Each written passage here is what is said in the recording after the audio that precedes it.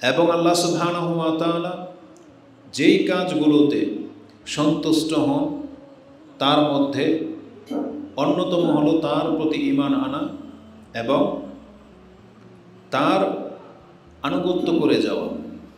এটা হচ্ছে আল্লাহ সুবহানাহু ওয়া তাআলার সন্তুষ্টি হাসিল করার একটা অনেক বড় মাধ্যম।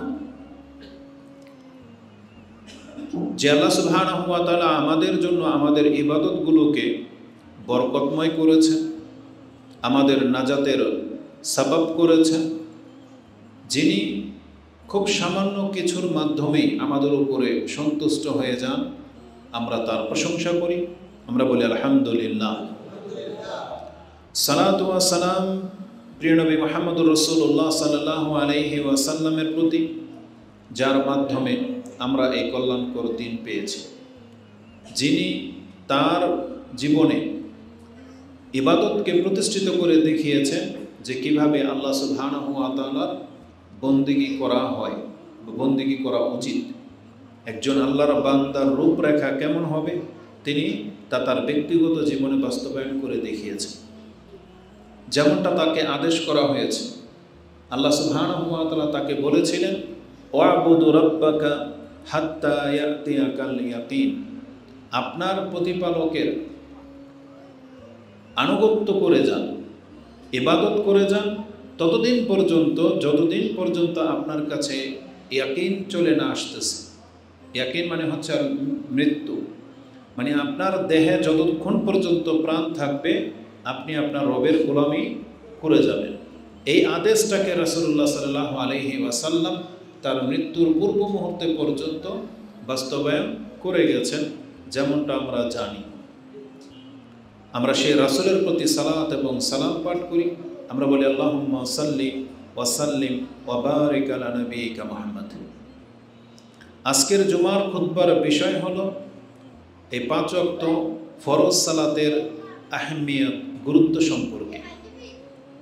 যে 5 ওয়াক্ত সালাত আমাদের কাছে কি মাইনে রাখে আমাদের ব্যক্তিগত জীবনের সাথে, এবং আল্লাহ সুবহানাহু ওয়া তাআলার কাছে এই সালাতের মানমর্যাদা কি, সেটা আজকে তুলে ধরার চেষ্টা করা হবে।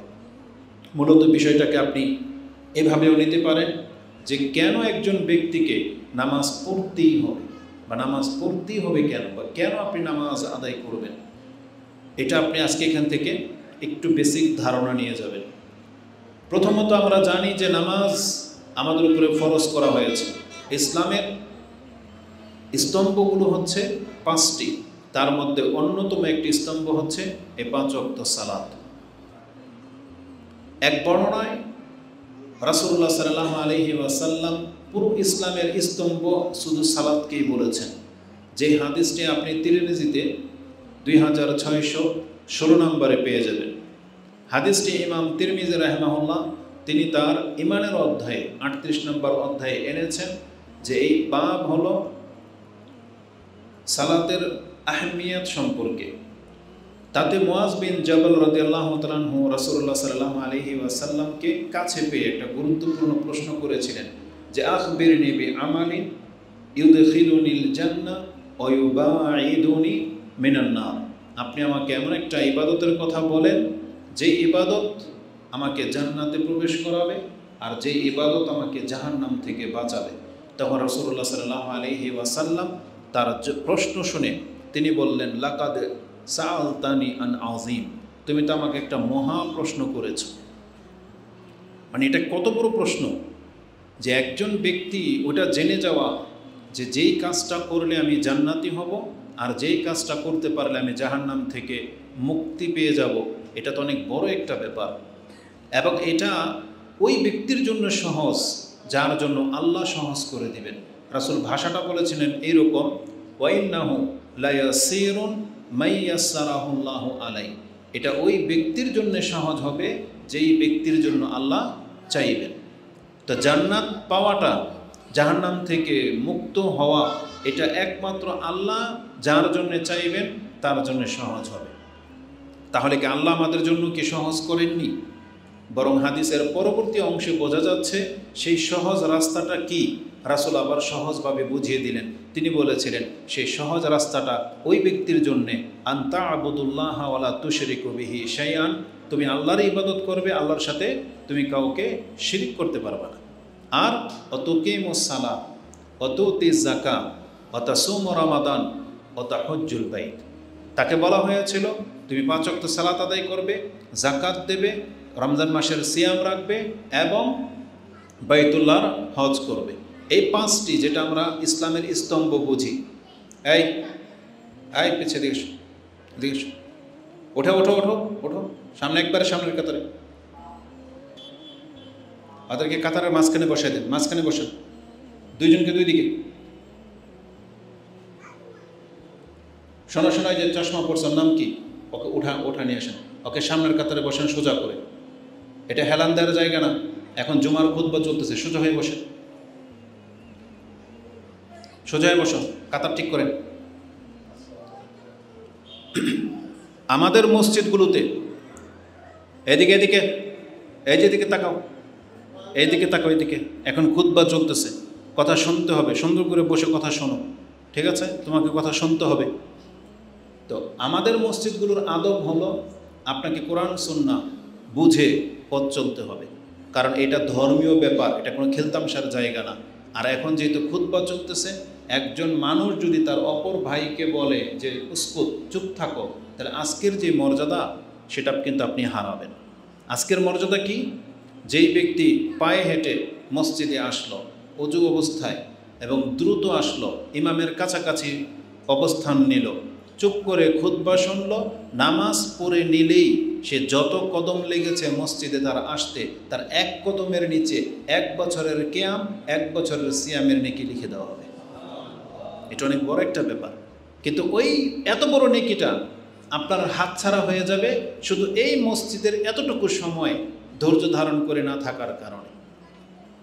অনেকে আছে কথাও বলবে না, কিন্তু ব্যক্তিগত কাজে যারা অন্যমনস্ক থাকবেন, যে বসে বসে নখ চিমটাচ্ছেন, বসে বসে পায়ের এগুলো খুঁটছেন, জামা নিয়ে খেলবেন, রাসূল বলেছেন যেই ব্যক্তি ফামান মাসাল হাসা, যেই ব্যক্তি কঙ্কর স্পর্শ করলো, ফাকাদ লাগাও, সেও লাগু কাজ করলো। আর লাগু মানে অনর্থক কাজ, অনর্থক কাজ করলেই আপনার এই নেকি হাতছাড়া হয়ে যাবে।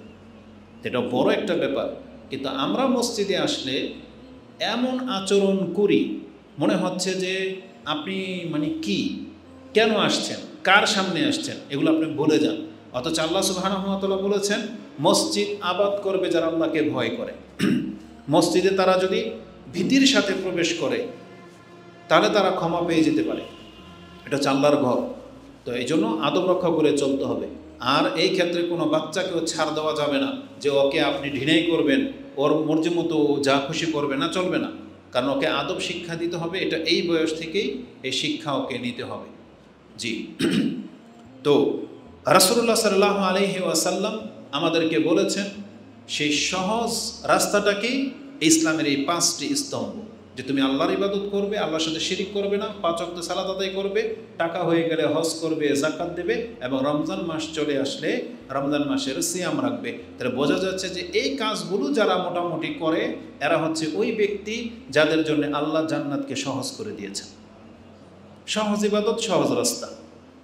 তারপরে রাসূল সাল্লাল্লাহু আলাইহি ওয়াসাল্লাম বললেন আলা আদুল্লুক, আমি কি তোমাকে বলবো, আলা আবওয়াবিল খায়র, কল্যাণকর সমস্ত রাস্তাগুলো, যেগুলোর মাধ্যমে মানুষ অনেক বেশি কল্যাণপ্রাপ্ত হবে বা আল্লাহর নৈকট্যবান বান্দা হতে পারবে।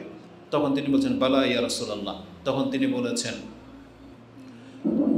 আসিয়ামু জুন্নাহ, বেশি বেশি সিয়াম রাখো, এটা তো তোমার আর জাহান্নামের মাঝে দেয়াল হয়ে যাবে।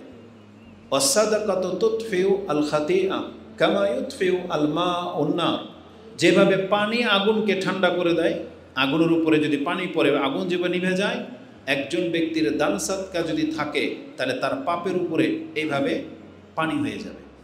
তার মানে প্রত্যেকটা পাপ হচ্ছে আগুন, জ্বালানি, যেটা জাহান্নামে জ্বলবে। কিন্তু দান সাদকা হলো সেই পাপের উপরে পানি ঢেলে দেওয়া। রাসূল সাল্লাল্লাহু আলাইহি ওয়াসাল্লাম এটাই বলেছেন যে পানি যেভাবে আগুনকে নিভিয়ে দেয়, দান সাদকা তোমার পাপকে নিভিয়ে দেবে। তার মানে ওই লাকড়ির মধ্যে যদি আপনি আগুন ধরান, ধরবে না। জ্বালানি যেমন ধরেন শুকনো কাঠ, আগুন লাগিয়ে দিলেই ধরে যেত, কিন্তু আপনি ওটাকে ভিজিয়ে ধরান, ধরবে? ধরবে না। আগুনের মাত্রা যদি বেশি হয় আর ওটা কাঠ যদি শুকিয়ে যায় তখন আবার আগুন ধরবে, কিন্তু ভিজা কাঠে আগুন লাগাতে পারবেন না আপনি। তো ঠিক আমাদের ইবাদতের মধ্যে দান সাদকাকে ওই মান দেওয়া হয়েছে যে যেই ব্যক্তিরা দান সাদকা করে এটা তার দেহটাকে, তার পাপটাকে ভিজিয়ে দিবে, এটার গায়ের আগুন লাগবে না। এটা অনেক বড় একটা ব্যাপার। তারপর বলেছেন ওয়াসালাতুর রাজুলি ফি জৌফিল লাইল, আর রাতের গভীরে একজন ব্যক্তির সালাত আদায় করা, এগুলো হচ্ছে সব কল্যাণকর কাজ। তারপর রাসূল সাল্লাল্লাহু আলাইহি ওয়াসাল্লাম বলেছেন আলা আদুল্লুকা রাসুল আমরি কুল্লি, এই সব কিছুর ঊর্ধ্বে কি সেটাকে তোমাকে বলবো। ও আমুদুহু ও জিরওয়াতা সানামুহু, এবং ওই সব কিছুর মূল কি এবং এর চূড়া কি? তখন সে বলা ইয়া রাসূলুল্লাহ, তখন রাসূল বলেছেন আল আল ইসলাম, ইসলাম হচ্ছে সব কিছুর মূল। ও আমুদুহু আসসালাহ, আর ওই ঘরের মূল হলো নামাজ, মানে যেটার উপরে এই ঘরটা দাঁড়িয়ে আছে, মানে পিলার, আমুদ। আমুদ হচ্ছে সালাত। আর অজিরোয়াতা সানামিহি আল জিহাদ, আর এর চূড়া হলো জিহাদ করা। মানে যেই কাঠামোর উপরে আমাদেরকে ঘরে ঢোকানো হয়েছে, যেই ঘরের, সেই ঘরের মূলটা হচ্ছে ইসলাম। মানে আমরা যদি ইসলামের ভিতরে থাকি, যেই ঘরের স্তম্ভটাই 5 ওয়াক্ত সালাত, ওখানে কিন্তু যাকাতও নিয়ে আসা হয় নাই, ওখানে সিয়ামকে নিয়ে আসা হয় নাই, এককভাবে সালাদকে নিয়ে আসা হয়েছে। যে যেই ঘরটা হচ্ছে ইসলাম, তার পিলারটাই হলো নামাজ, আর তার চূড়া হলো জিহাদ, যেটাতে সবাই উঠতে পারে না, কখনো কখনো প্রয়োজন হয়। জিহাদ মুসলিমদের জন্য কখনো কখনো প্রয়োজন, কিন্তু এখন যেহেতু প্রয়োজন হয়নি, এখন আমাদের বাংলার জমিনে যেহেতু এখনও জিহাদ করার সেই প্রেক্ষাপট তৈরি হয়নি, তাহলে আমাদেরকে যদি শর্টকাট জান্নাত পেতে হয়, তাহলে এই ইসলামের আমোদটাকে ঠিক করতে হবে। সেটা কি? এই 5 ওয়াক্ত সালাত। বরং এমনও হাদিস রয়েছে জিহাদের আগে সালাতকে প্রাধান্য দিতে হবে। আর জিহাদ তো করবেই আল্লাহর বান্দারা, আর নামাজ না পড়লে সে আল্লাহর বান্দাই হইতে পারে না। তখন তার জিহাদটা হয়ে যাবে ভিন্ন কিছু। এটা হবে একটা রক্তপাত, এটা হবে দেশাচার, এটা হবে কাউমি মানে ব্যক্তিগত, এটা হবে শান শৌকত মানে নিজেকে মুজাহিদ বলা হবে, অন্যান্য উদ্দেশ্য হয়ে যাবে। এমনটা হইতেই পারে না যে এক ব্যক্তি আল্লাহর জন্য রক্ত দিয়ে দিবে নাজাতের জন্য, আর সে নামাজ পড়বে না, এটা হইতে পারে না। তখন এটা আল্লাহর কাছে হয়ে যাবে কি? লোক দেখানো কাজ, পপুলারিটি, ফেমাস হওয়া, বা ওই যে নেম প্লেটে তার নাম চলে আসা। কিন্তু যেই ব্যক্তি নাজাতের জন্য জিহাদ করতে চায়, তাহলে তার প্রথম কাজ হলো আগে নাজাতের জন্য সালাত আদায় করা, সে আল্লাহর বান্দা এটা প্রমাণ করা। আর যারা আল্লাহর বান্দা, আল্লাহ তাদেরকে বলেছেন জিহাদ করতে। এই জন্য আল্লাহর বান্দা না হয়ে যদি কেউ জিহাদ করে, তাহলে তার জিহাদ হয়ে যাবে আবু তালেবের মতো। কারণ আবু তালেব ইসলাম গ্রহণ না করেও রাসূল ইসলামের জন্য জিহাদ করেছিল কাফেরদের বিরুদ্ধে, রাসূল ইসলামের সাথে থেকেছিল। রাসূলুল্লাহ সাল্লাল্লাহু আলাইহি ওয়াসাল্লাম সাথে থেকে কেমন জিহাদ করেছেন তিনি? তার পুরো কওমের বিপক্ষে তিনি দাঁড়িয়ে গিয়েছিলেন। তাকে বন্দি করা হয়েছিল, মানে ঘেরাও করা হয়েছিল, তাদের সাথে সম্পর্ক ছিন্ন করা হয়েছিল, কিন্তু আবু তালেব রাসূলকে ছাড়েন নাই, রাসূলুল্লাহ সাল্লাল্লাহু আলাইহি ওয়াসাল্লামের সাথেই ছিলেন। কিন্তু এই প্রচেষ্টা, এই জিহাদ তাকে মুক্তি দিতে পারেনি, কারণ তিনি আল্লাহর প্রতি ঈমান আনেননি। তাহলে যেটা নাজাতের জন্য প্রথম লাগবে, এটা আপনার ঠিক আছে কিনা দেখতে হবে। এই জন্য যারাই জিহাদ করব, আগে আমাদের 5 ওয়াক্ত সালাতকে ঠিক রাখতে হবে। যারা আবার বক্তব্য ঝাড়ে না যে যখন শত্রুপক্ষ চেপে যাবে, যখন জিহাদ শুরু হয়ে যাবে, তখন নামাজ, আকীদা এইসব দেখা দেখি নাই, এ কথাটা আসলে সঠিক না। বরং অবশ্যই আপনাকে আগে থেকে প্রস্তুতি থাকতে হবে। তারপরে আপনি ওই সিচুয়েশনে পড়ে গেলে তখন আপনি জিহাদে অংশ নেন। পাপ থাকলেও তখন আপনি জিহাদে অংশ নেবেন, সেটা বলবো। কিন্তু একজন বেনামাজি, ওই হুজুকে যদি কোনো হিন্দু ও বাংলাদেশের হয়ে যদি জিহাদ করে, আপনি কি তারও জান্নাতে পাঠিয়ে দিবেন? তাহলে ওই একই অবস্থা। একজন হিন্দু যদি বাংলাদেশের জন্য কাফেরদের সাথে জিহাদ করে, আর একজন বেনামাজি যদি জিহাদ করে, এই দুইজনের মান সমান, সে নাজাত কিন্তু পাবে না। কারণ নামাজকে ঈমান বলা হয়েছে। ইমাম মুসলিম রাহিমাহুল্লাহ সেই হাদিস কোট করেছেন, যেটা আপনি ঈমানের অধ্যায় 153, 54, 55 এই 3টা হাদিস পড়েন।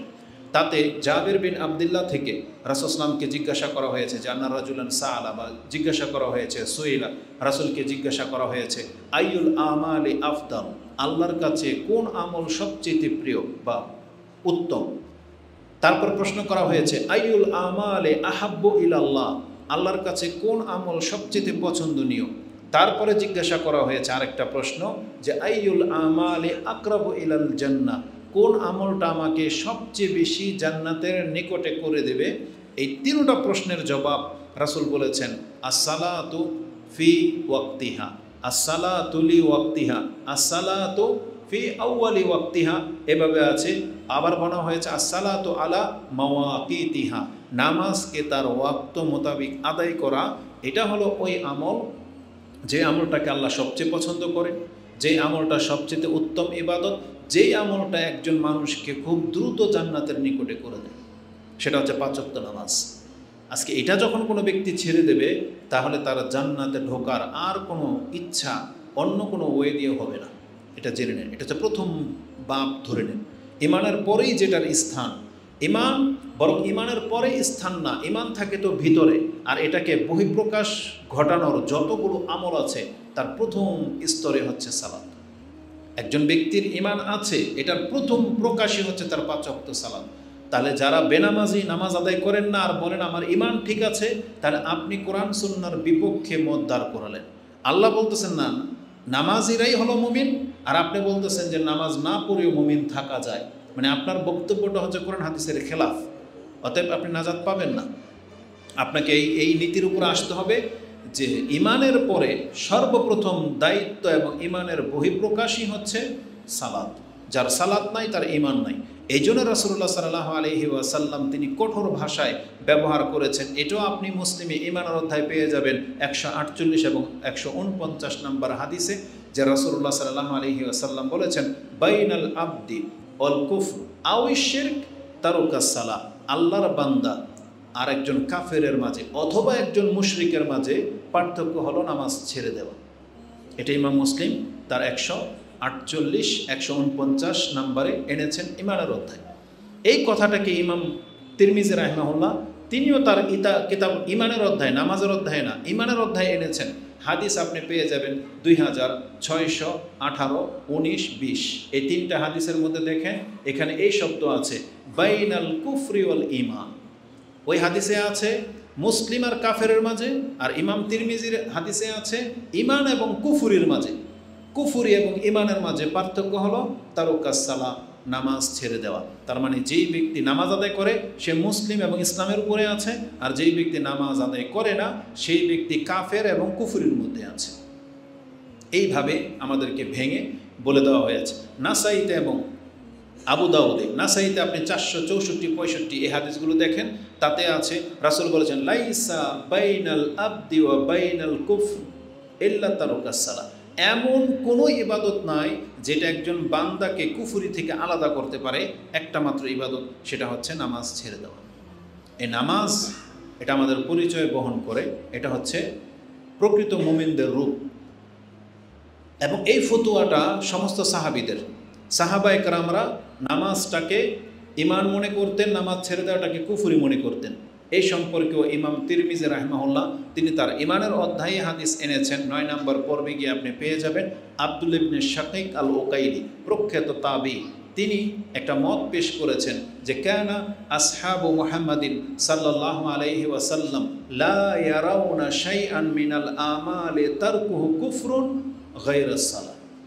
আমি রাসূলুল্লাহ সাল্লাল্লাহু আলাইহি ওয়াসাল্লামের সাহাবায়ে কেরামদেরকে পেয়েছি যারা কোনো ইবাদত ছেড়ে দেওয়াটাকে কুফরি মনে করতেন না, একমাত্র নামাজ ব্যতীত। এই সালাত এমন একটা স্বতন্ত্র ইবাদত যেটাকে ছেড়ে দেওয়াটাকে সাহাবায়ে কেরামরা কুফরি মনে করতেন। এটা আপনি পেয়ে যাবেন তিরমিজিতে ইমানের অধ্যায় 2622 নম্বর হাদিসে রয়েছে যে প্রত্যেকটা সাহাবী নামাজ ছেড়ে দেওয়াটাকে কুফরি মনে করতেন। তারই ফলশ্রুতিতে ওমর রাদিয়াল্লাহু তাআলা আনহুর জীবন থেকে একটা ঘটনা আপনি পাবেন, সেটা মওজুমুল কাবির আলা ওসাতে রয়েছে। এবং ইমাম মুয়াত্তা মালিক তার মুয়াত্তা মালিকে, ইমাম মালিক তার মুয়াত্তা মালিকে 53 এবং 54 নম্বরে একটা আসার এনেছেন। এটা প্রমাণ করার জন্য যে রক্ত বের হলে অজু নষ্ট হয় না। আমাদের সমাজের মাযহাব আবার ভিন্ন কথা বলে, কিন্তু মালিকি মাযহাব অনুযায়ী তাদের মতে রক্ত বের হলে অজু নষ্ট হয় না। আর দলিল পেশ করেছেন ওমর রাদিয়াল্লাহু তাআলা আনহুর জীবনের ঘটনা থেকে। এটা একটা বড় ব্যাপার যে ইমামরা যখন কোনো মত পেশ করেন আর সাথে দলিল পেশ করে দেন, এটা হকের প্রমাণ। কিন্তু কিছু ইমাম আছে, কিছু মাযহাবের ইমাম আছে, কথা ঢালাওভাবে বলতেই থাকে, কোত্থেকে রেফারেন্স নিয়েছে, এটা হক না বাতিল, এর কি দলিল আছে, কিছুই পেশ করে না, ফতোয়া ঝেড়ে দিয়ে চলে যায়। এমনটা হবে না। মুয়াত্তা মালিকে ইমাম মালিক রাহিমাহুল্লাহ তিনি বাব অধ্যায় কায়েম করেছেন যে রক্ত বের হলে অজু নষ্ট হয় না। দলিল স্বরূপ কি এনেছেন? ওমর রাদিয়াল্লাহু তাআলার ঘটনা, যে যেই দিন ওমর রাদিয়াল্লাহু তাআলাকে চাক্কু দিয়ে আঘাত করা হয়েছিল সেটা নামাজ অবস্থায় ফজরের সালাতে। লুলু, ফয়রোজ, অগ্নিপূজক শত্রুতার জের ধরে ফজরের নামাজে যেহেতু অন্ধকার ছিল, সে বিষ মাখানো চাক্কু দিয়ে তাকে 3টাকে 4টা আঘাত করেছিল। তার পেটের ছিদ্র এপারও সব রক্তনালী বা খাদ্যনালী কেটে গিয়েছিল এবং বিষ পুরা শরীরে ছেয়ে গিয়েছিল। সেই দিনের ঘটনায় ওই নামাজে আরও 7 জন সাহাবীর কথা আছে যারা জায়গাতেই শহীদ হয়ে গেছেন। ওমর রাদিয়াল্লাহু তাআলা একদিন বেঁচে ছিলেন, ওই দিন তিনি ইন্তেকাল করেননি, তার পরের দিনও তিনি বেঁচে ছিলেন। এবং শেষ দিন যখন তার ইন্তেকাল হবে সেই দিনের ফজরের ঘটনা তিনি বলতেছেন। প্রথমে তার ঘটনা থেকে এটা পাওয়া যায়, যখন তিনি আহত হলেন, বেহুশ হয়ে গেলেন, নামাজরত অবস্থায় শেষ রাকাত ছিল, তিনি নামাজটা পুরা করতে পারেননি। তার জ্ঞান যখন ফিরেছে, তিনি জিজ্ঞেস করেন নাই যে যে আমাকে আঘাত করেছে তোমরা কি তাকে ধরতে পারলা কিনা, কে সে, তার বিচার কি করেছো, কিচ্ছু জিজ্ঞেস করেন নাই। তিনি নাকি প্রথম জিজ্ঞেস করেছিলেন আসাল্লান নাস, আমি যে নামাজে আহত হইলাম ওই নামাজটা কি তোমরা পুরা পড়েছিলা? আসাল্লান নাস, মানুষ কি নামাজটা পড়ে নিয়েছিল? তখন বলা হয়েছে যে হ্যাঁ, আপনার পরে আমরা নামাজটা পড়ে নিয়েছিলাম। তখন তিনি বলেছিলেন আলহামদুলিল্লাহ। একজন মুসলিমের অনুভূতি দেখেন, মরে যাবেন, সে কোনো কিছু জিজ্ঞাসা না করে বলতেছেন যে মানুষ কি সে নামাজটা আদায় করে নিয়েছিল? তো বলছে হ্যাঁ করে নিয়েছিল। তখন তিনি বলছেন আলহামদুলিল্লাহ। তারপরে বিচার টিচার যা হবে এটা তো পরে। তা এটা হচ্ছে একজন মুসলিমের চিন্তাধারা। তিনি যেই দিন মারা যাবেন সেই দিনকার ঘটনা, রাত জেগে আছেন, আই কাজা উমার, রাত জেগে আছেন, তাকে জিজ্ঞাসা করা হয়েছে লিউসাল্লি সুবহ, আপনি কি ফজরের সালাত আদায় করার জন্য জেগে আছেন? বলছেন না। এই অবস্থায় বলছে হ্যাঁ। তখন ওমর রাদিয়াল্লাহু তাআলা তিনি বলতেছেন এটা এই জন্যই হবে যে আমি যেটা জেনেছি, তিনি বলেছেন লা হাজ্জা ফিল ইসলাম লিমান তারাকা সালাহ, যেই ব্যক্তি নামাজ ছেড়ে দেয় ইসলামে তার কোনো অংশ থাকে না। কি মনে করে সারাটা জীবন যিনি ইসলামের উপরে, ইসলামের খেদমত করলেন, ইসলামটাকে বিজয়ী করলেন, যার মাধ্যমে অর্ধ পৃথিবী মুসলিমদের দখলে চলে আসছিল, যার জীবনটাই কেটেছে ইসলামের প্রতিষ্ঠিতের ভূমিকায়, তিনি মরার সময় এটা বলতেছেন যে লা হাজ্জা ফিল ইসলাম লিমান তারাকা সালাহ, যেই ব্যক্তি নামাজ ছেড়ে দিল ইসলামে তার অংশ থাকে না। অথচ তার হাতে মাত্র 1 ওয়াক্ত সালাত, সে 1 ওয়াক্ত সালাতটাকে পেশ করে দিচ্ছেন, যদি এটা আমি এখন ছেড়ে দেই তাহলে ইসলামের উপর আমার মৃত্যুটা হবে না, কারণ এখনও আমি যেহেতু জীবিত। অথচ তার রক্ত ঝরতেছে। ফাসাল্লা ওমর নামাজ পড়তেছেন, ওয়া জুরহুহু সাবদাম, তার ক্ষত রক্ত ঢেলে দিচ্ছে। ইমাম মালিক এই ভাষাটাই ব্যবহার করেছেন যে তার ক্ষত রক্ত ঢেলে দিচ্ছে আর ওমর নামাজ পড়তেছে রক্ত ঝরা অবস্থায়। আর এটাকে প্রমাণ করে দিতে চেয়েছেন যে অজু ভাঙে না, কারণ যদি রক্ত ঝরলে অজু ভেঙে যেত তাহলে বিনা অজুতে নামাজ হয় না। লা তুকবালু সালাহ বিত্তুহুরি বা বেগাইরে তুহুর, মানে নামাজ কবুল হবে না পবিত্রতা ছাড়া। তাহলে রক্ত বেরোলে যদি মানুষ অপবিত্র হয়ে যেত তাহলে ওমর রাদিয়াল্লাহু তাআলা কোনো দিন এই নাপাক অবস্থায় নামাজ পড়তেন না, বরং তার রক্ত ঝরতেছে আর তিনি নামাজ আদায় করতেছে।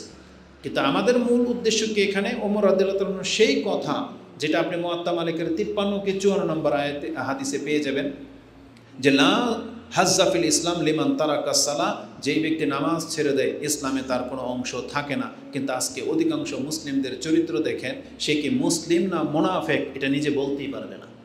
কেন বললাম জানেন? মুনাফেক বললে ভুল হবে। আপনি বেনামাজি, আপনাকে আমি মুনাফেক বলতেছি না, কিন্তু হুকুমের দিক থেকে আপনাকে মুনাফিক বললেও এটা আমাদের ভুল হবে। কেন জানেন? কারণ রাসূল ইসলামের যুগে মুনাফিক পর্যন্ত নামাজ আদায় করত। কোরআনে আমরা 4টা নাম পাই, মুমিন, মুসলিম, কাফের, মুশরিক আর মুনাফিক, তাই না? পঞ্চম নাম পাচ্ছি না। যদি পঞ্চম কোনো নাম থাকতো তাহলে আমরা বেনামাজের জন্য ফিট করে দিতাম। কারণ বেনামাজিকে মুনাফিক বলাটাও মনে হয় অপরাধ হবে। কারণ রাসূল ইসলামের যুগের মুনাফিক পর্যন্ত নামাজ আদায় করত। এবং রাসূলুল্লাহ সাল্লাল্লাহু আলাইহি ওয়াসাল্লাম এবং কোরআনের সেই আয়াত, আল্লাহ কি বলেছেন যে মুনাফিকরা নামাজে দাঁড়ায় কামু কুসালা, অলসতার সাথে, ওয়ালা ইয়াযকুরুন আল্লাহ ইল্লা কালিলা, তারা আল্লাহকে স্মরণ করে খুব অল্প।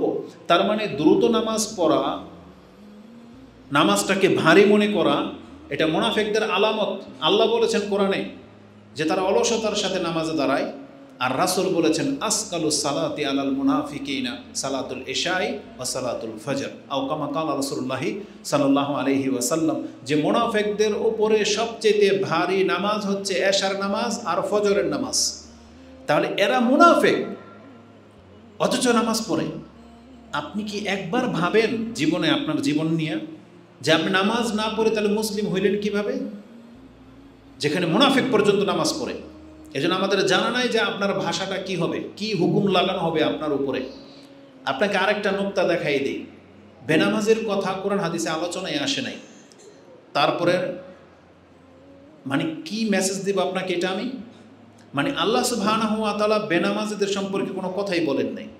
এমনকি রাসূলুল্লাহ সাল্লাল্লাহু আলাইহি ওয়াসাল্লাম বেনামাজিদের সম্পর্কে তেমন কোনো কথা বলেন নাই। কারণ রাসূল ইসলামের একজন সাহাবীর নাম আপনি দেখাইতে পারবেন না যে নামাজ পড়তো না, আর রাসূল তাকে এইটা তালকিন করেছেন যে তুমি নামাজ পড়ো না কেন, দেখাইতে পারবেন না। বরং রাসূল ইসলাম কাউকে নফল নামাজের প্রতি বেশি আদেশ করেছেন, আবার কাউকে বলেছেন তোমাকে এত নফল পড়তে হবে না, মাঝে মাঝে রাত্রে ঘুমাইবা, মাঝে মাঝে সালাত পড়বা নফল নামাজের ক্ষেত্রে। কিন্তু কোনো সাহাবীকে রাসূলুল্লাহ সাল্লাল্লাহু আলাইহি ওয়াসাল্লাম এটা জেরা করেছেন বা প্রশ্ন করেছেন যে তুমি কি আজকে সালাত পড়েছ, এটা হইতে পারে না।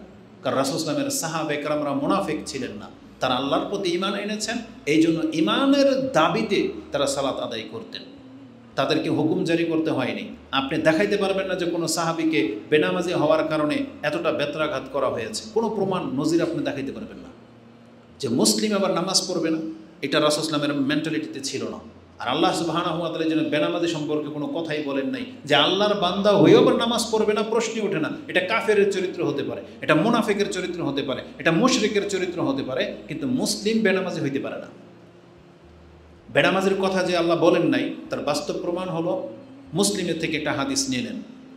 ইমাম মুসলিম রাহিমাহুল্লাহ তিনি তার ঈমানের অধ্যায়ে হাদিস এনেছেন ৮০-৮১ নম্বর অধ্যায়ে, জিসরে জাহান্নাম, জাহান্নামের উপরে যে পুল হবে সেই পর্বে গিয়ে হাদিস পেয়ে যাবেন, এবং সর্বশেষ ব্যক্তি যে জান্নাত পাবে সেই বর্ণনাতেও পেয়ে যাবেন। তাতে আমি যে কথাটা এখন বলবো সেটা আপনি ৩৪৩ নম্বর হাদিসে পেয়ে যাবেন, ঈমানের অধ্যায়ে মুসলিমে ৩৪৩।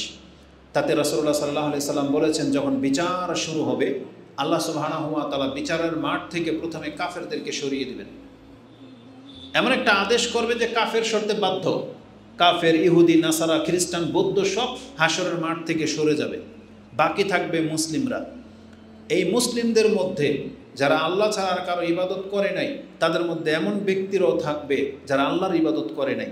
এখন তাদেরকে কিভাবে বের করা হবে? আল্লাহ সুবহানাহু ওয়া তাআলা তাদেরকে জিজ্ঞেস করবেন তোমরা এখানে অপেক্ষায় কেন আছো? তোমরা কি মানে কুল্লু উম্মাতিন, প্রত্যেক জাতি তার মাবুদদের সাথে চলে গেছে, তোমরা কেন অপেক্ষমান? এবং বলা হবে যে হাজা মাকানুনা, এটা আমাদের স্থান, হাত্তা নাতিয়া রাব্বুনা, আমাদের রব যতক্ষণ পর্যন্ত না আসবে আমরা এখানে দাঁড়িয়ে থাকব। তখন আল্লাহর পক্ষ থেকে বলা হবে হাল বাইনাকুম ওয়া বাইনাহু আয়াতুন তারিফুনাহু, আল্লাহকে চেনার মতো তোমাদের কাছে কি কোনো দলিল আছে? চিনবা কি করে আল্লাহকে? তোমাদের কাছে কি কোনো প্রমাণ আছে? তখন মুসলিমরা বলবে না, হ্যাঁ প্রমাণ আছে। কি বলবে? আসাক, পায়ের গোছা। আল্লাহ তাআলা বলেছেন যে কিয়ামতের মাঠে পায়ের গোছাকে উন্মুক্ত করা হবে এবং আমাদেরকে সেজদা করার জন্য ডাকা হবে। কোথায় আছে? আল্লাহ বলেছেন ওয়ায়ুকশাফু আন সাকিন ওয়া ইউদাউনা ইলা সুজুদি ফালা ইয়াস্তাতিউন, ইয়াউমা ইউকশাফু আন সাক আল্লাহ বলেছেন যেই দিন পায়ের গোছাকে উন্মুক্ত করে দেওয়া হবে ওয়ায়ুদাউনা ইলা সুজুদি, যাদেরকে সেজদার জন্য ডাকা হবে ফালা ইস্তাতিউন, কত ব্যক্তি আছে সেই দিন সেজদা করতে পারবে না। কারা তারা? দুনিয়াতে যাদেরকে নামাজের জন্য ডাকা হয়েছিল, আল্লাহ বলেছেন ওয়ায়ুদাউনা ইলা সুজুদি ওয়া হুম সালিমুন, এটা আয়াতের শেষ অংশ। আল্লাহ বলেছেন যাদেরকে নামাজের জন্য ডাকা হয়েছিল ওহুম সালেম, তারা কি ছিল? সুস্থ, সক্ষম, নিরাপত্তায় ছিল, কোনো ভয় ছিল না যে মসজিদ আসতে পারে নাই, অসুস্থ ছিল না যে মসজিদ আসতে পারে নাই, এমন না যে ঘুমিয়ে গেছে আজান শুনতে পায়নি, শত্রুর ভয় ছিল অথবা সেন্সলেস ছিল, এমন না। সালেম, আল্লাহ বলছেন সালেমুন, তারা একেবারে নিরাপত্তা ছিল, সক্ষম ছিল, নির্ভয়ে ছিল, কিন্তু তারা মসজিদে আসে নাই, তারা সাজদা করতে পারবে না। আল্লাহ সুবহানাহু ওয়া তাআলা বিচারের মাঠে যখন বলবেন সাফ, তখন আল্লাহ তার পায়ের গোছাকে উন্মুক্ত করে দিবেন। ওয়া আযিনাল্লাহু লাহু বিসসুজুদ, এবং তাদেরকে অনুমতি দেবেন যে এখন আমাকে সাজদা করে দেখাও। রাসূল বলেছেন ফালা ইয়াবকা মান কানা ইয়াসজুদু মিন তিলকাই নাফসি, দুনিয়াতে যারা অন্তর থেকে আল্লাহর সালাত আদায় করেছিল তারা একজনও বাকি থাকবে না, সাথে সাথে তারা সাজদায় লুটিয়ে পড়বে, সাজদায় পড়ে যাবে। এখন এই দৃশ্য দেখে ওয়ালা ইয়াবকা মান কানা ইয়াসজুদু তিকাআন ওয়া রিয়াআন ওয়া সুমআতান বলা হয়েছে, তাদেরকে সাজদা করতে দেখে ওই ব্যক্তিরও বাকি থাকবে না যারা হয়তো দুনিয়াতে সালাত আদায় করেছিল কোনো লোভে, কোনো কিছু পাওয়ার আশায়, কারো ভয়ে, অথবা লোক দেখানো, অথবা কোনো প্রয়োজনে যারা নামাজ আদায় করেছে।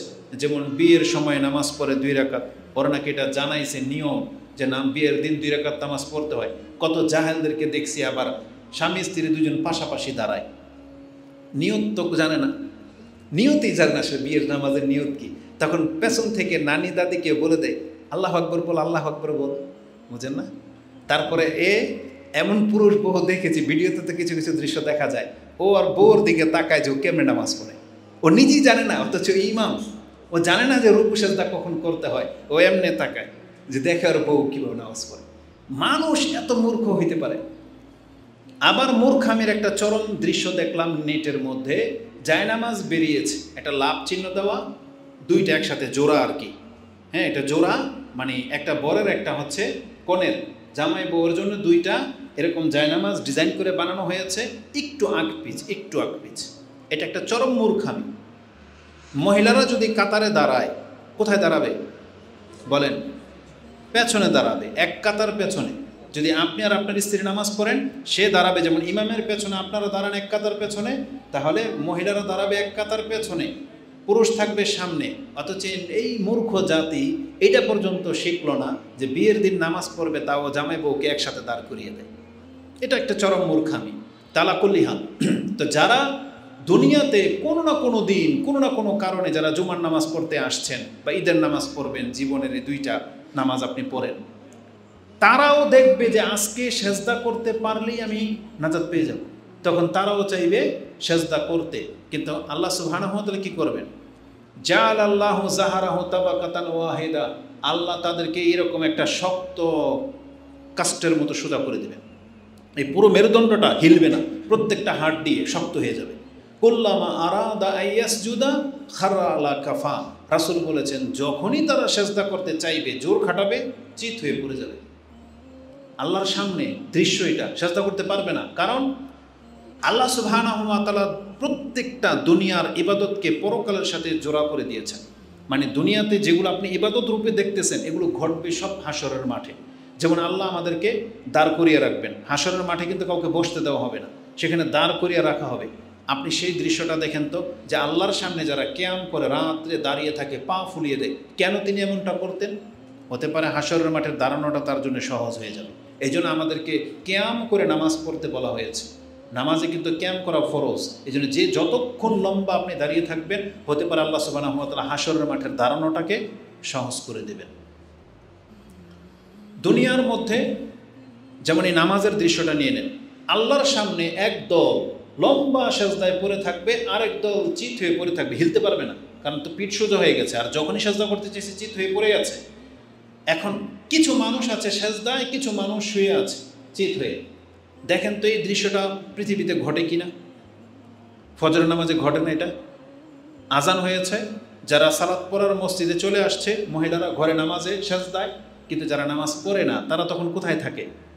বিছানায় চিত হয়ে থাকে। কি মনে করেন দৃশ্যটা? এটা আল্লাহর সামনে ঘটবে।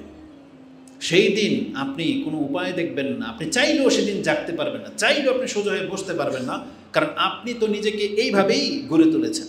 এটা এইভাবে শক্ত হয়ে যাবে। এটা খুব মারাত্মক সিচুয়েশন হতে যাচ্ছে। এটা প্রমাণ হয়ে যাবে যে এই যে যারা সেজদায় পড়ে আছে এগুলো আমার বান্দা, এরাই প্রকৃত মুসলিম, আর যারা চিত হয়ে পড়ে আছে এরা মিথ্যা বলতেছে, এরা দুনিয়াতে আমার ইবাদত করে নেই। তার রেজাল্ট, তাদের হিসাব কিতাব কিন্তু এইখানেই শেষ। হাদিস আর কিছু বলা হয়নি তাদের সাথে কি আচরণ করা হবে, বরং যারা সেজদায় পড়ে আছে তাদেরকে আল্লাহ এবার অনুমতি দিবেন মাথা উঠাও। তখন আল্লাহ সুবহানাহু ওয়া তাআলা তাদেরকে মাথা উঠাতে বললে তারা উঠে দাঁড়াবে।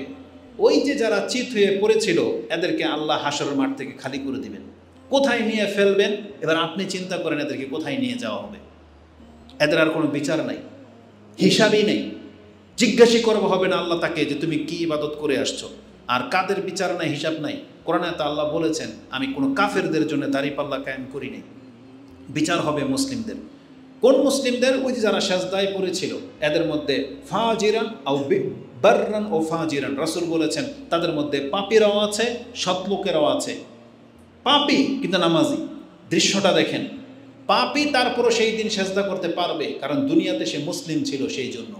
আর এখানে একটা নোক্তা বলে দিই, এই লোকগুলা যখন মাথা উঠাবে না, যারা ফেক মুসলিম, মিথ্যুক মুসলিম, তারা শুধু আল্লাহর পাটুকু দেখতে পাবে, যেহেতু মুসলিম দাবি করেছিল সেই জন্য। এই জন্য আল্লাহ এতটুকু দেখতে দেবেন। আল্লাহ সুবহানাহু ওয়া তাআলার কদম মুবারক আপনি দেখতে পাবেন যদি মুসলিম হয়ে থাকেন, নামের মুসলিম। আর প্রকৃত মুসলিমরা কি দেখবে? এদেরকে যখন হাসরের মাঠ থেকে সরিয়ে ফেলা হবে, এরা এত বদনসিব যে আল্লাহর চেহারা পর্যন্ত দেখতে পাবে না।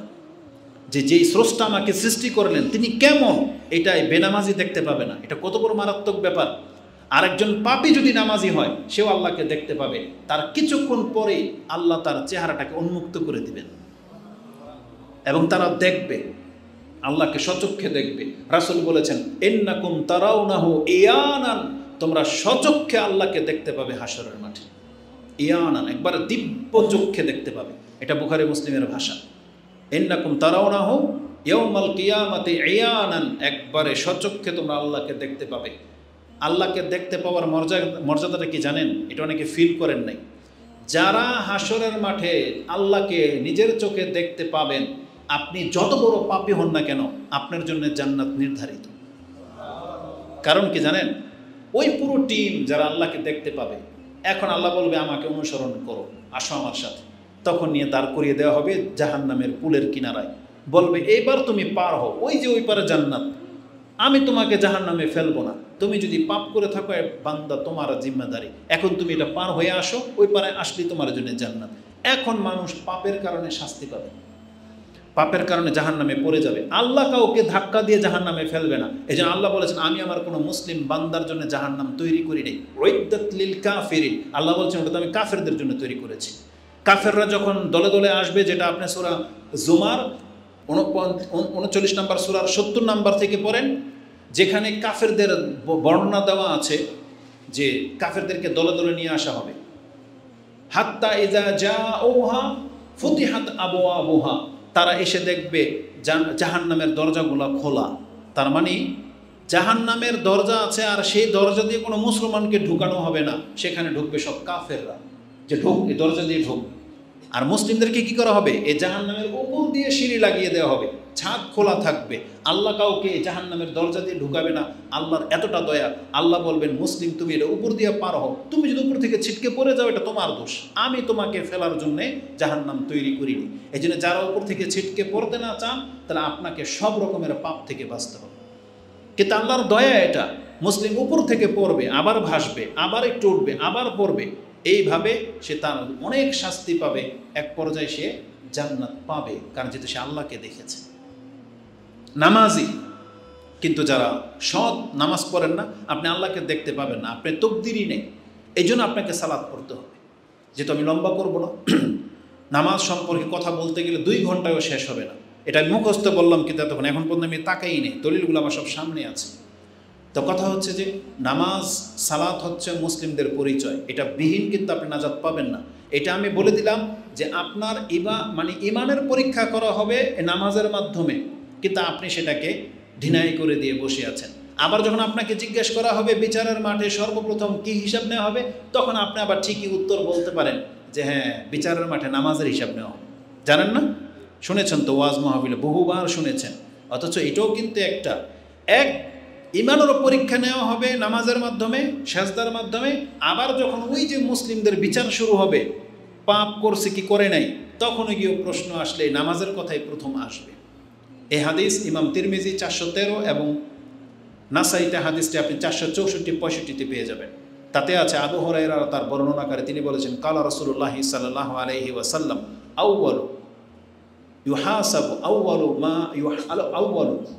ইউহাসাবুল আবদু ইয়াউমাল কিয়ামাতি মিন আমালিহি সালাতুহু।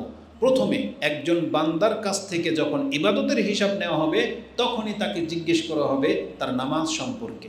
ফাইন সালুহাত, সে যদি তার নামাজকে ঠিক রেখে থাকে, ফাকাদ আফলাহা ওয়া আনজা, সেই ব্যক্তি মুক্তি পাবে, সেই ব্যক্তি নাজাত পাবে, সেই ব্যক্তি সফল হবে।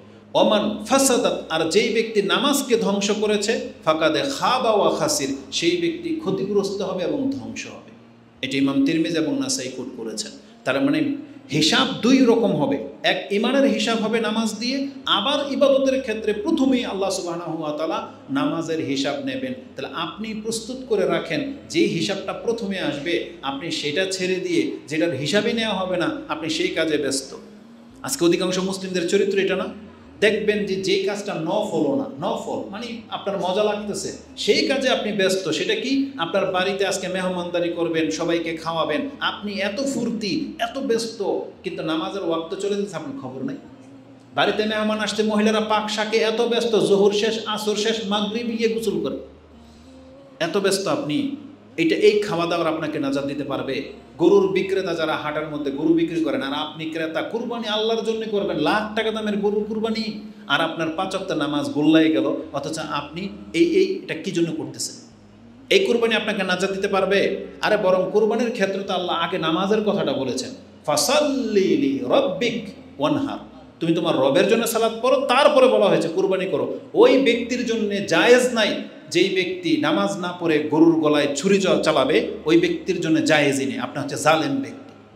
কারণ আপনাকে এই অধিকারই দেওয়া হয়নি যে আপনি আল্লাহর একটা প্রাণীকে হত্যা করবেন, এই অধিকারই দেওয়া হয়নি, এটা তো মুসলিমদের জন্য ছিল। এই জন্য আপনাকে নামাজ পড়তে হবে। তো নামাজের হিসাবটা প্রথমে হবে। আর নামাজেরকে আপনি মূল্যায়ন করতেছেন না, অথচ নামাজের সেজদার উপরে আল্লাহ জান্নাতকে লিখে দিয়েছেন। এটাও হাদিস নিয়ে নেন, ইমাম মুসলিম কোট করেছেন এই হাদিস। ইমাম মুসলিম রাহিমাহুল্লাহ এটাও ইমানের অধ্যায়ে হাদিস এনেছেন যে রাসূল সাল্লাল্লাহু আলাইহি ওয়াসাল্লাম বলেন, ইজা কারা ইবনু আদামা আস-সাজদাতা ফাসাজাদা ইতাজালা শায়তানা ইয়াবকি। আদম সন্তান যখন কোরআন পাঠ করে, তখন সেজদার আয়াত আসলে কি করে? সেজদা করি কিনা আমরা? সেজদার আয়াতটা শেষ হলেই তো আমরা সেজদা করি। ওই সেজদাটা যখন আপনি করেন, রাসূল বলেছেন ইতাজালা শয়তান তার কাছ থেকে দূরে সরে যায়, ওয়ায়াবকি, এবং কান্না করতে থাকে। কি জন্য কান্না করতে থাকে? আপনি দৃশ্য দেখেছেন, বাচ্চারা ধরেন আপনি কোনো খাবার নিয়ে আসছেন, এক ছেলেকে যেই কালারটা দিয়েছেন এটা ওর পছন্দ, আর আপনার আরেক বাচ্চার পছন্দ, বা ওরটা বেশি গেছে, ও কী করবে? এটাকে ঝাড়া দিয়ে ফালাই দিয়ে এটা দৌড় দিবে গিয়ে কান্না করে কি না? তা ঠিক শয়তান এই স্বভাবটাই, যখন দেখবে যে ওকে দিয়ে দেওয়া হলো, আমাকে দিয়ে দেওয়া হলো না, শয়তান ওর থেকে দূরে সরে গিয়ে কান্না করতে থাকে। সেটা কি বলে শয়তান? বলে, ইয়া ওয়াইলি, হায় আমার দুর্ভোগ, উমিরা ইবনু আদমা বিসসুজুদি ফাসাজাদা ফালাহুল জান্নাহ ওয়া উমিরতু বিসসুজুদ ফাআবাইতু ফি রিওয়ায়াতিন আসাইতু ফালিয়ান নার। হায় আমার দুর্ভোগ, আদম সন্তানকে সেজদা করতে বললেই আদম সন্তান সেজদা করে, আর এই সেজদা করার কারণে অর্জনে জান্নাত ফরজ হয়ে গেল। আর আমাকেও সেজদা করতে বলেছিলেন আল্লাহ, আমি অস্বীকার করার কারণে, আমি এটা অমান্য করার কারণে আজকে আমি জাহান্নামী হয়ে গেলাম। তার মানে সেজদার মধ্যে জান্নাত রয়েছে। সেজদা করতে যারা অস্বীকার করতেছেন, আপনার জন্য জাহান্নাম কিন্তু অবধারিত হয়ে যাচ্ছে। ওয়ালাহুল জান্নাহ বলা হয়েছে, যারা সেজদা করলো তার জন্য জান্নাত অবধারিত, আর যে সেজদা করলো না তার জন্য জাহান্নাম অবধারিত। আপনি কি মনে করেন? আজকে আপনাদের বিচক্ষণতা দেখি, শয়তান কয়টা সেজদাকে অস্বীকার করেছিল? কয়টা করে নাই সেজদা? একটা না? তা একটা না করার কারণে আপনি বলতেছেন ওই শয়তান, ও জালেম, ও হচ্ছে গজবপ্রাপ্ত। আল্লাহ বলেছেন আবা, অস্বীকার করেছে, ওয়াস্তাকবারা, অহংকার করেছে, ও কানা মিনাল কাফিরিন, আর সে কাফের হয়েছে একটা সেজদা না করার কারণে। আপনি কয়টা সেজদা করেন না? প্রতিদিন কয় ওয়াক্ত ফরজ? 5 ওয়াক্ত। কয় রাকাত? 17 রাকাত শুধু ফরজ, নফল বাদ দেন। ফরজই 17 রাকাত, 17 রাকাতে কয়টা সেজদা? 34টা সেজদা, প্রত্যেক রাকাতে 2টা না? তাইলে একজন ব্যক্তি আল্লাহর সৃষ্টি একটা সেজদাকে অস্বীকার করার কারণে আল্লাহ বলেছেন সে অহংকার করলো এবং কাফের হইল। আর আপনি 34টা সেজদাকে অস্বীকার করতেছেন, তারপর আপনি বলে পাক্কা মুমিন। বিষয়টা কি? মানে আসলে এটা আল্লাহর সাথে কোন ধরনের চুক্তি হয়েছে আপনার? বলেন। এটাকে আমাদের দেশের মতো ওই ভাষা না যে ওর 7 খুন মাফ বলে না আমাদের দেশে। কারণ কি? নেত্রীর চাচাতো ভাই, নেত্রীর বিলে ফুফুতো ভাই, নেত্রীর গ্রামের লোক, আর নেত্রীর বিয়ের সন্তানের নাতি। এজন্য কি ওর জন্য সব মাফ নাকি?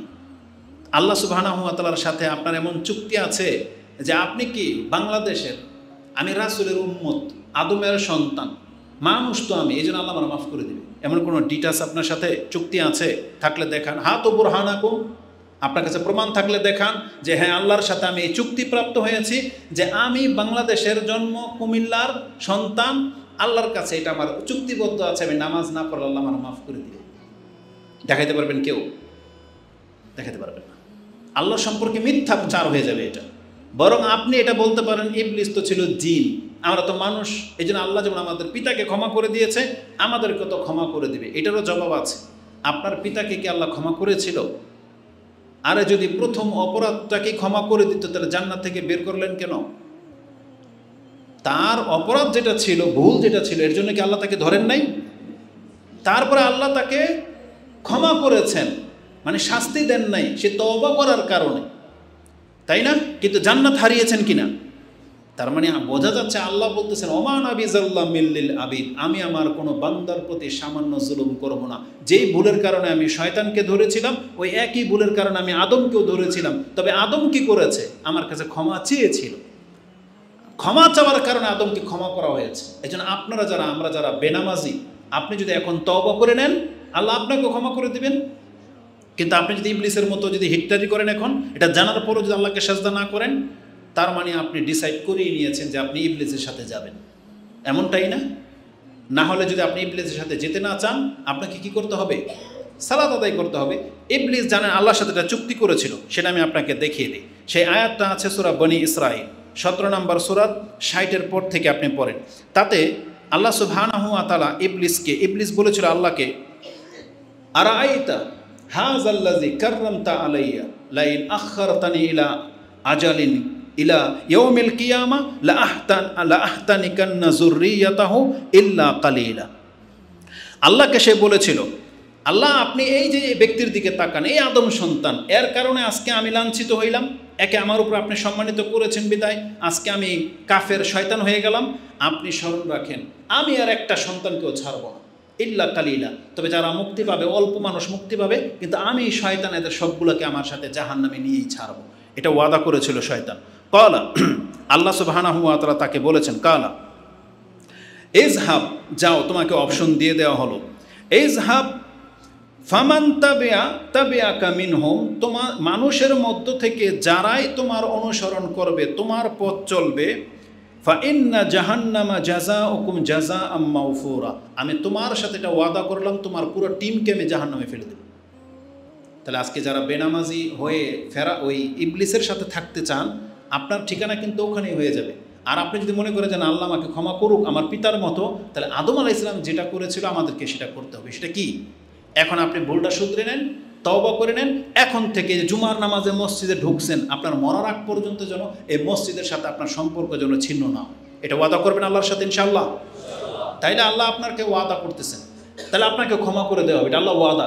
কোরআনের ওয়াদাটা কোথায় আছে? অনেক জায়গায় আছে, তো একটা আয়াত নিন যেটা আল্লাহ সুবহানাহু ওয়া তাআলা সূরা তাহা 20 নম্বর সূরার 82 নম্বর আয়াতে উল্লেখ করেছেন। আল্লাহ বলছেন, ও ইন্নী লাগাফফারুন, অবশ্যই আমি ওই ব্যক্তিকে ক্ষমা করব ওই ব্যক্তির জন্য অবশ্যই আমি আল্লাহ ক্ষমাশীল। ওয়া ইন্নী লাগাফফারুন লিমান তাবা ওয়া আমানা ওয়া আমিলা সালিহান সুম্মা ইহতাদা, যেই ব্যক্তি তওবা করে আমার প্রতি ঈমান আনলো, সৎ কাজে লেগে গেল এবং মরার আগ পর্যন্ত আর এই রাস্তা ছাড়লো না, সুম্মা ইহতাদা, এই হেদায়েতের উপরে চলতে থাকলো, আল্লাহ বলেছেন এমন প্রত্যেকটা ব্যক্তিকে আমি আল্লাহ ক্ষমা করে দেব। এই জন্য অতীতের যে নামাজগুলো ছুটেছে ওটার জন্য আপনি ভয় পেয়েন না। আজকে যদি তওবা করে 5 ওয়াক্ত নামাজ পড়া আজকে থেকে শুরু করে দেন না, এটা আপনার গ্যারান্টি আছে আল্লাহ আপনার অতীতের সমস্ত পাপগুলোকে মাফ করে দেবেন।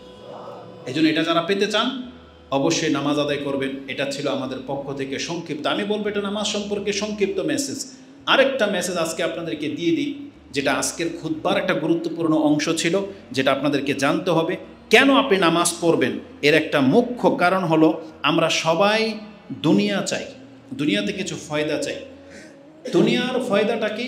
আপনি পেরেশানিতে আছেন, আপনার সাহায্য লাগবে, কেউ আপনার সাহায্যকারী নাই, একটু বিলম্ব হবে কিন্তু সাহায্য আসবে একটা মাধ্যম অবলম্বন করলে, সেটা হচ্ছে 5 ওয়াক্ত সালাত বা নামাজ। যখন তখন নামাজ যদি আপনি পড়েন আপনি আল্লাহর কাছ থেকে সেটা প্রাপ্ত হতে পারেন যেটা আপনার ঘাটতি আছে। আর এই অফারটা আল্লাহ নিজে করেছেন। কোরআনে আল্লাহ সুবহানাহু ওয়া তাআলা আমাদেরকে জানিয়েছেন, এই আদেশটা আল্লাহ বনী ইসরাঈলদেরকে করেছিলেন, যেটা আপনি সূরা বাকারার 44, 45, 46 এই আয়াতগুলোতে পেয়ে যাবেন। এবং ওই আদেশ আল্লাহ আমাদেরকেও করেছেন, যেটা সূরা বাকারার 151, 52, 53 এই আয়াতগুলোতে পাবেন। আল্লাহ বলেছেন, ইয়া আইয়ুহাল্লাযীনা আমানুস্তাঈনু বিস-সাবরি ওয়াস-সালাহ, তোমরা আল্লাহর কাছে সাহায্য কামনা করো ধৈর্য ধারণ করার মাধ্যমে আর নামাজের মাধ্যমে। কোথায় ধৈর্য ধারণ করবেন? মানে আপনি এখন ফেসে গেছেন, চাকরিটা হালাল, অল্প বেতন, আল্লাহ বলছে ধৈর্য ধারণ করো, তুমি হারামে যেও না, ধৈর্য ধারণ করো আর দোয়া করো নামাজের মাধ্যমে, আল্লাহর কাছে চাও। ইন্নাল্লাহা মা'আস সাবিরিন, আল্লাহ তোমার সাথে আছে, এটা আল্লাহ বলেছেন। এখন আপনি যে আল্লাহর কাছে ধৈর্য ধারণ করবেন নামাজের মাধ্যমে, যে সাহায্য চাবেন, সাহায্য চাইলে যে আপনি সাহায্য প্রাপ্ত হতে পারেন এটার দলিল দিয়ে দিই। জাকারিয়া আলাইহিস সালাম, তার সন্তানের প্রয়োজন ছিল, তিনি সন্তান চেয়েছেন, চেয়ে গিয়ে নামাজে দাঁড়িয়েছেন। কাইমুন ইউসাল্লি ফিল মিহরাব, এটা সূরা আলে ইমরান আপনি 38 পরে গেলে পেয়ে যাবেন, যে তিনি তখন মেহরাবে নামাজে দাঁড়িয়ে আছেন। ওই মুহূর্তে ফেরেশতা এসে তাকে সুসংবাদ দিচ্ছেন, ইন্না নুবাশশিরুকা বিগুলামিন ইসমুহু ইয়াহইয়া, আমরা আপনাকে একটা সন্তানের সুসংবাদ দিচ্ছি, আল্লাহ পাঠিয়েছেন, তার নাম হবে ইয়াহইয়া। অথচ তিনি তখন নামাজে দাঁড়িয়ে। এটা আল্লাহ কেন উল্লেখ করলেন? যাতে আমরাও নামাজে সুসংবাদ প্রাপ্ত হব। আমাদের উপরে হয়তো নাজিল হবে না ফেরেশতা, কিন্তু আল্লাহর পক্ষ থেকে আপনি আপনার উপকার পরিলক্ষিত হতে পারবেন। এবং আজকের খুতবার সবচেয়ে গুরুত্বপূর্ণ একটা পয়েন্ট, যেটা যে হাদিসটা আপনার কাছে আজকে পেশ করব, সেটা হচ্ছে ইব্রাহিম আলাইহিস সালামের একটা ঘটনা। বিপদে পড়লে নামাজের মাধ্যমে যে আল্লাহর পক্ষ থেকে বিপদ মুক্ত করেন আল্লাহ, এর একটা দৃষ্টান্ত আল্লাহ রেখে দিয়েছে। আবু হুরায়রা তার বর্ণনাকারী, ইমাম বুখারী তার 3টা জায়গায় এই হাদিসটা এনেছেন। একটা লম্বাভাবে জানতে হলে আপনি 2217 নম্বর হাদিসটা গিয়ে বাসায় পড়বেন। 2217, 34 নম্বর অধ্যায় ক্রয় বিক্রয়ের অধ্যায় এবং 100 নম্বর পর্ব, তাতে রাসূল সাল্লাল্লাহু আলাইহি ওয়াসাল্লাম একটা হাদিস এনেছেন ইব্রাহিম আলাইহিস সালামের ঘটনা, যে হাজারা ইব্রাহিম আলাইহিস সালাম তিনি তার স্ত্রীকে নিয়ে হিজরত করলেন, এমন একটা জনপদের উপর দিয়ে গেলেন, সেখানে একজন মালিক ছিল অথবা একজন জব্বার মানে স্বৈরাচার শাসক ছিল। সেই শাসকের কাছে সংবাদ পৌঁছলো যে ইব্রাহিম নামের এক ব্যক্তি এমন এক মহিলা নিয়ে আসছে, এই বিশ্বের মধ্যে এর মতো সুন্দরী আর কেউ নাই। এই সংবাদ ওই স্বৈরাচার শাসকের কাছে চলে গেল। ইব্রাহিম আলাইহিস সালামকে ডাকানো হলো যে আপনার সাথে কাকে নিয়ে আসছেন, কে এটা?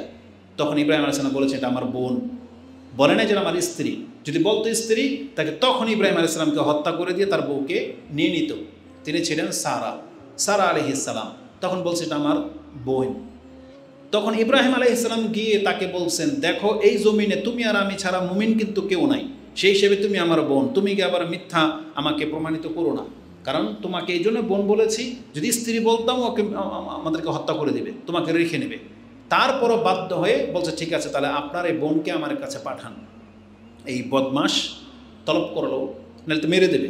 তখন তিনি গেলেন, বলছে তুমি যাও। তিনি তো আল্লাহর খলিল, ওহী আসে তার কাছে, তিনি নির্ভীক ছিলেন, কোনো ভয় পাননি, বলছে যাও। এটা তো ছিল ইব্রাহিম আলাইহিস সালাম। আর ইব্রাহিম আলাইহিস সালামের সাথে এক্সেপশনাল কিছু ঘটলে এটা আমরা বলতে পারি তিনি তো আল্লাহর খলিল, আল্লাহর রাসূল, কিন্তু তার স্ত্রী তো আল্লাহর রাসূল ছিলেন না। কিন্তু কি ছিলেন? একজন সৎ মহিলা, তাই না? শোনেন সারা রাদিয়াল্লাহু তাআলা আনহার ফজিলত কি। তাকে বাধ্য করা হয়েছে এই বাদশার কাছে যাওয়ার। যখন একা রুমে তাকে আবদ্ধ করা হয়েছে, এখন বাদশা তাকে স্পর্শ করবে, ওই স্বৈরাচার। তখন সারা আলাইহিস সালাম তিনি উজু করে নামাজে দাঁড়িয়ে গেলেন। ওই বাদশা ঘরে ঢুকতে ঢুকতেই তিনি নামাজে দাঁড়িয়ে গেলেন। ফাকামা, তিনি দাঁড়িয়ে গেলেন। ফাকামা ইলাইহা ফাকামাত তাওয়াদ্দা ওয়া তুসাল্লা, তিনি উজু করলেন, নামাজে দাঁড়িয়ে গেলেন। নামাজে তিনি যে দোয়াটা করেছেন আল্লাহর কাছে, তিনি কি বলেছেন? আল্লাহুম্মা ইন কুনতু আমানতু বিকা ওয়া বিরাসূলিক, আমি যদি আল্লাহ তোমার প্রতি ঈমান এনে থাকে, এবং এই যে তোমার রাসূল ইব্রাহিম কেউ ঈমান আনে নাই, আমি ঈমান এনেছি, আমি যদি তোমার রাসূলের প্রতি ঈমান এনে থাকি, ওয়া আহসানতু ফারজি, আর আমি যদি আমার লজ্জাস্থানকে হেফাজত করে থাকি, ইল্লা আলা আজওয়াজি, শুধু আমার স্বামী ছাড়া আজ পর্যন্ত আমাকে কেউ স্পর্শ করে নাই, এটা যদি আল্লাহ তুমি জেনে থাকো, তাহলে ফালা তুসাল্লিত আলাইয়াল কুফা হাযাল কাফির, তাহলে আমার উপরে এই কাফেরকে তুমি প্রাধান্য দিও না। তিনি নামাজে বলতেছেন, আল্লাহ আমি যদি তোমার প্রতি ঈমান এনে থাকি এবং তোমার রাসূলকে যদি বিশ্বাস করে থাকি, এবং আমার লজ্জাস্থানকে যদি আমি আমার স্বামী ছাড়ার কোনো ব্যক্তিকে স্পর্শ করতে না দিয়ে থাকি, তাহলে আল্লাহ তুমি এই কাফেরকে আমার উপরে চাপিয়ে দিও না। সুবহানাল্লাহ। তিনি দোয়া শেষ করে নামাজ শেষ করেছেন, সাথে সাথে সেই স্বৈরাচার প্যারালাইজড হয়ে জমিনে পড়ে গেছে। পরে পা দিয়ে এভাবে দাফড়াচ্ছে সে। সারা আলাইহিস সালাম দেখলেন ব্যাপারটা তো ভিন্ন হয়ে গেল, কারণ এই মুহূর্তে যদি মরে যায়, বাস্তবিক মরে যেত, আল্লাহকে মেরেই দিতেন। এই অবস্থায় যদি মরে যায়, তখন আমার উপরে অপবাদ আসবে, কারণ ঘরে তোর কেউ নাই, বলবে এই মহিলা একে হত্যা করেছে। ফলশ্রুতিতে কি হবে? আবার আমাকে কেসাস স্বরূপ হত্যা করে দেওয়া হবে। তখন বলছে আল্লাহ যদি এখনো মরে যায়, তাহলে এই অপবাদটা আমার উপরে আসবে। আল্লাহ তার দোয়া তখন কবুল করলেন, আবার ওকে সুস্থ করে দিলেন। কিন্তু এই স্বৈরাচার আবার তার উপরে হাত দেওয়ার চেষ্টা করেছিল, আবার বেহুশ হয়ে পড়ে গেল। এভাবে 2 বার কি 3 বারের ঘটনা আছে, বলছে ইসনাইনা ও সালাসান, 2 বার কি 3 বার ঘটেছে। শেষে যখন এই ব্যক্তি দেখলো যে না, একে তো আমি টাচ করতে পারবো না, তখন সে লজ্জায় আর কিছু বলে নাই, ঘর থেকে বেরিয়ে গেছে এবং সবার কাছে এসে বলতেছে আমার কাছে তো একটা শয়তান পাঠানো হয়েছে। তখন শয়তান উপাধি দিয়ে দিল, কারণ এ তো শয়তান, বলি না যে ভিলকিবাজি করে, এ তো শয়তান রূপের মানে পরি হয়ে আসছে, আমার বলিন এরকম। তখন এই কথা বলে ওর জাতির কাছে ও ফেমাস হয়ে গেল, বলল ওকে ওর জায়গা মতো পৌঁছে দিয়ে আসুক, সাথে ওকে একটা খাদেমও দিয়ে দেওয়া হোক। তখন ওই হাজার আলাইহিস সালামকেও এর সাথে গিফট হিসেবে দিয়ে দেওয়া হয়েছিল বাঁচার জন্য। তাহলে এই হাদিস বুখারীতে আছে। তাহলে আমি যেটা দেখাতে চেয়েছি, আল্লাহ সুবহানাহু ওয়া তাআলার ওয়াদা এটা, আল্লাহ যখন কোনো কাজ ঘটান, এটা শুধু একজন ব্যক্তির জন্য সীমাবদ্ধ থাকে না। আমরা যদি ওই চরিত্রের মুসলিম হতে পারি, তাহলে আল্লাহ আমাদেরকেও বিপদের সময় উদ্ধার করবেন, এটা আল্লাহর ওয়াদা। কারণ আল্লাহ ইউনুস আলাইহিস সালামকে উদ্ধার করে তখন এটা বলেন নাই যেটা ইউনুসের জন্য খাস, বরং আল্লাহ বলেছেন ওয়াকাযালিকা নুনজিল মুমিনিন, এইভাবে আমি ইউনুসকে উদ্ধার করেছি, আমি আমার মুমিন বান্দাদেরকে এইভাবেই উদ্ধার করে থাকি। আকুলু লিকাউলি হাযা আস্তাগফিরুল্লাহ লি ওয়া লাকুম ওয়া লিসাইরিল মুসলিমিন ফাস্তাগফিরু ইন্নাহু হুয়াল গফুরুর রহিম।